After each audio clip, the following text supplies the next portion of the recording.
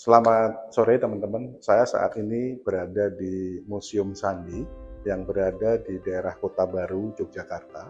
Nah ini saya saat ini berada di ruangan Dr. Rubiono Kertopati, Bapak Persandian Republik Indonesia.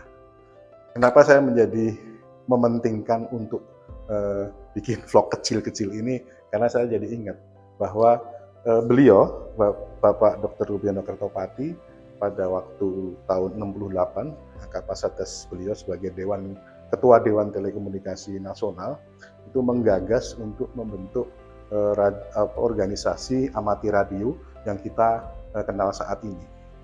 Kenapa itu menjadi penting? Karena beliau melihat bahwa perlu adanya satu organisasi yang menaungi amati radio di seluruh Indonesia, sehingga pengaturan penggunaan frekuensi di udara ini menjadi lebih teratur, lebih dapat dibina dan lain-lain.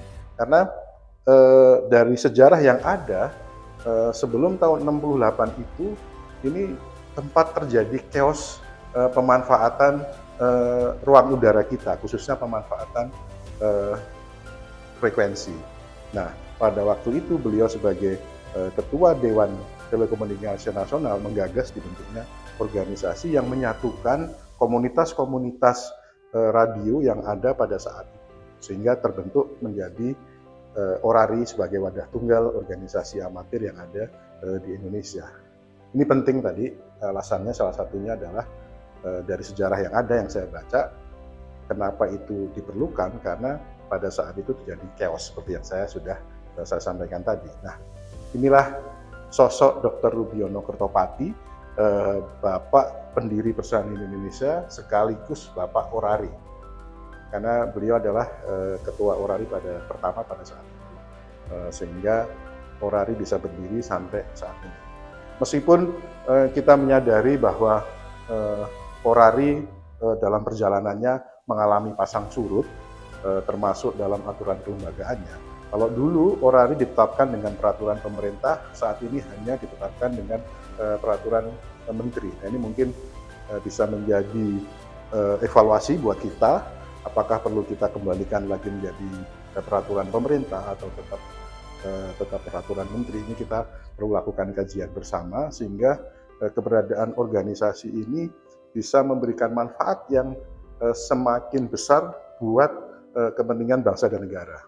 Karena harus kita sadari bersama bahwa ORARI ini adalah salah satu cadangan komunikasi nasional yang perannya sangat vital ketika terjadi kebencanaan, mungkin terjadi kerusuhan dan lain-lain, sehingga komunikasi antar penduduk, komunikasi antar pemerintah, kalau kita bicara citizen to government, komunikasinya juga bisa berjalan.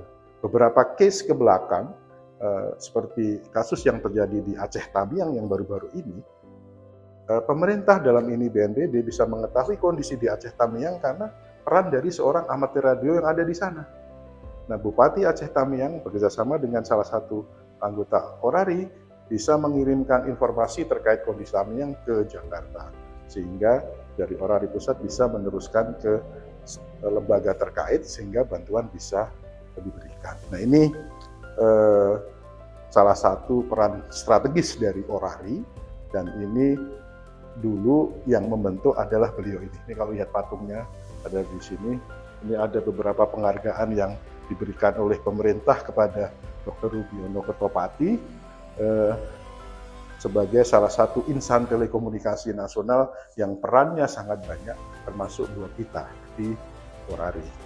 Jadi perlu kita sadari bersama bahwa dengan pasang surut yang ada di organisasi saat ini, tentunya tidak juga kita melemahkan diri kita sendiri untuk tidak bisa berperan kepada bangsa dan negara.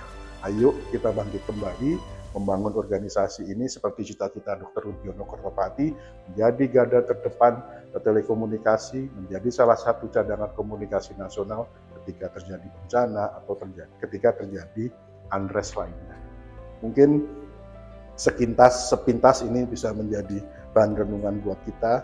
Kita berdiri di museum ini, melihat peran sejarah dari Dr. Rubiano Kertopati, bisa membangkitkan kembali ingatan-ingatan kita terkait dengan sejarah berdirinya organisasi, kenapa ini dibentuk, perannya seperti apa, dan lain-lain.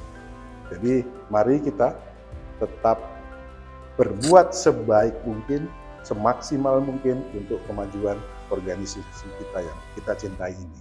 Porari tetap jaya selamanya. Salam.